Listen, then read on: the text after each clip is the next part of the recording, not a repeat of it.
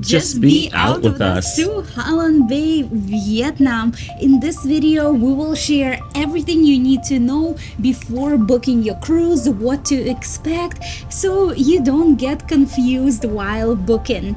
If you're new to our channel, my name is Irina. And I'm Devon. And we're Just Be Out. We create informative travel videos to help you get the most out of your vacation. Just be out with us. Let's start with the location of Halong Bay. Well, it's located in the north of Vietnam, 2.5 to 3 hours away from the capital, Hanoi. It is so popular for all visitors, the locals and tourists alike, and it is known for its stunning scenery. There are 1969 mountains, or they call them islands, sticking right out of the water in the middle of the bay. It is so gorgeous, and it is UNESCO World Heritage Site. Halong Bay is huge, and it is comprised from 3 different bays. But the Halong Bay area itself has the most activities, and it is the most popular. The popular thing to do here while in Halong Bay is the sailing, and you have a range of different choices when it comes to, well, how many days do you want to sail? You can go for either a day sailing activity or stay on a cruise ship overnight. We have sailed with Emperor Cruises. We had 2 nights, 3 days sailing. And if you would like to see what our experience looked like and the full walking tour of the entire ship, we will leave the links in the description below. We covered everything from the moment we boarded till the moment we disembarked. Just to give you an example of just how popular Halong Bay is, they have over 200 ships and over 300 daily tour boats sailing. Now, if you are planning on sailing Halong Bay, you will realize very quickly, once you start doing research, there are so many ships to choose from and so many types of ships. You can have a ship with a pool, without a pool. It all depends on your budget. Of course, there's party ships. We've passed ships in the bay where they had disco lights going and you hear people partying it up and having a great time and drinking. Yes. So it depends on what you want and your budget, because you also have the luxury side of things where there's yachts and fine dining and everything else. We are sailing on the Emperor Cruises, and it is a luxury cruise with a style inspired by the last emperor of Vietnam, Bao Dai, and hence the style is vintage and traditional and very themed. When it comes to packages that they offer for overnight cruises, they are pretty much the same. They either give you a 1-night itinerary with 2 days of activities or a 2-night activity with 3 days of activities. But when we're talking about 3 days, it's not fully from morning till night. The 3 days you embark in the afternoon, and right away they give you lunch, and then they take you out on activities, and on your last day you go for a morning activity and disembark at 10:45 a.m. So it's kind of like a half a day, if you will. One thing we quickly realized once on our ship is that a lot of the ships, they stay kind of in one area. They'll go out for a little bit, then they'll stay, and then from there you get a tender and it shuttles you to your activity. Or sometimes your tender will take you to another boat, where that boat is then going to take you to an activity which can be a little bit further away, and then coming back it's the same thing. The boat comes back to that area, the tender picks you up and then brings you back on your ship.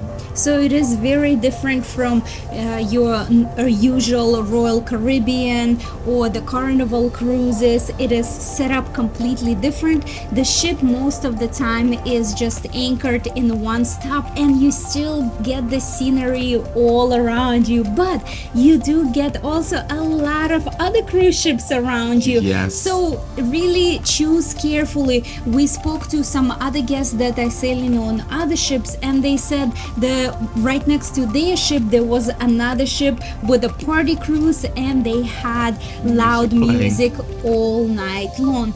Also, when you choose your activity, when you choose your cruise, really think of what you're looking for. Are you looking for an intimate sailing like the Emperor Cruises, where they had only 10 cabins? And the cruise is pretty small and it feels intimate, very relaxing. They just play nice lounge and relaxing music. There is no party going on. Or would you prefer something like Heritage Cruise Line, their sister company, when it is still not a crazy party, but they do have a bar with music going on and it's a little bit more of a party atmosphere? Or would you prefer like a club feel? Yes, and there are cruise ships like this as well with a club feel, but they do have bunk beds and it is a little bit more of a backpacker style cruise ship. Yes, sure. So one thing we noticed once we arrive is that there's an overlapping period within the guests. So while you're booking, you can choose either a one-night cruise or the two-night cruise, but the booking goes every day. So usually when you're choosing your itinerary on your regular ships like Carnival or Norwegian, there is a certain set sailing date for your itinerary, but not here in Halong Bay. You can choose either a one-night sailing or the two-night sailing that starts on the same day. So they just shuttle guests back and forth every single day. So no matter when you're joining, you just will follow your own itinerary and they will arrange everything for you. Speaking about not like your regular cruise where you have open dining and you can kind of pop in and pop out whenever you feel within a certain time, here everything is time sensitive. It's like if dinner starts at 7, everyone needs to be in the dining hall at 7 and then they'll begin to serve. If you are not in the dining area at 7, they will knock on your door and say, dinner is now, getting ready to be served. If you can kindly make your way down to the dining area. That had happened to us a couple times, and when we walked in, everyone was already seated and ready for dinner. They won't start serving until everyone is seated. But then again, it's a small cruise, so it's only a few cabins, so pretty much everyone was on time. Also for the activities, those are as well set as far as the time when you need to leave the boat to get on the tender to do your activities. You have to be there at that time and they will bring you back at the precise time. So if you have an issue with being late all the time, you better buckle up because this cruises, you need to be on time. And it's completely different feel from your regular mega cruise ships when you just being dropped off at the port and you have a choice of different activities.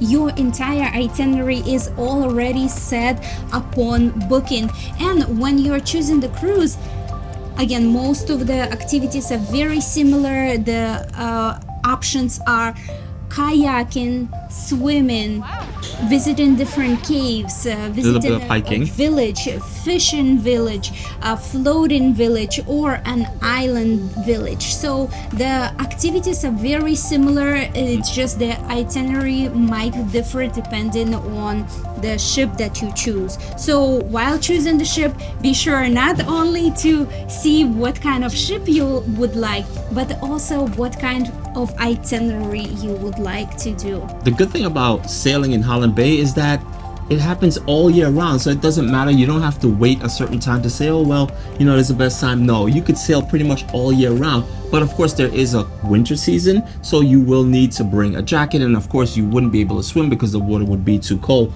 But besides that, you can enjoy the bay all year round. We are visiting during the rainy season, and even though it did rain a couple of times, but we still were able to enjoy pretty much all the activities. And the first time I was visiting was on the New Year's, and it was cold, and I did need to bring a jacket, a hat, and a scarf. Let's get into what you may expect or what you may encounter when you come to Halong Bay, and unfortunately this is the downside, spoiler alert, for what you're about to hear, and it's the garbage situation in the bay. It is very much heartbreaking to see the amount of garbage that's floating around in the bay. I was shocked. I was not expecting that at all. And I noticed on a couple of the activities we were on, they were complaining to the tour guide and saying, well, I don't understand why there's so much garbage, and they were from Australia, and they were like, in Australia, like, people pick up the garbage, like, why is the government not doing anything? And it became kind of like a topic of conversation where everyone kind of chimed in and said, hey, like, yeah, like, what's going on here? Like, I did not expect to see this. So it's kind of a shocker to see someplace that's beautiful like this and World Heritage but yet there's garbage floating around, and we just feel if everyone was to chip in, even the local fishermen, these type of cruise ships, and also the government, they could clean up this bay in a heartbeat. It wouldn't take long at all. We spoke to the crew members here on the cruise, and they said the garbage is being washed from the beaches of the Halong city and from the local villages and the local fishermen and oyster farms. But when we did walk the beach of Halong Bay City, we will leave the link in the description below. We created a walking tour of the entire beach.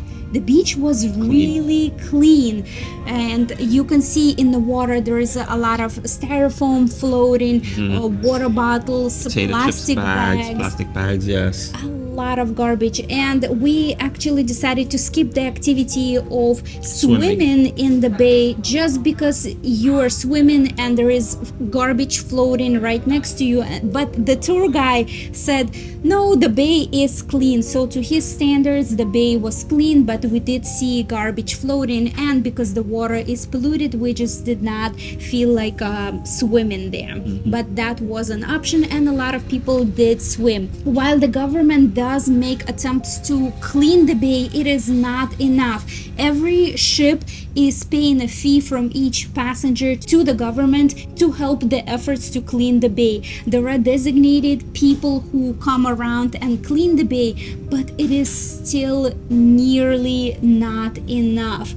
And we spoke to some tour guides, and they said, why would we pick up the garbage? We have designated people to do that. So it still comes from the mentality also of the locals. The government still needs to step up even more.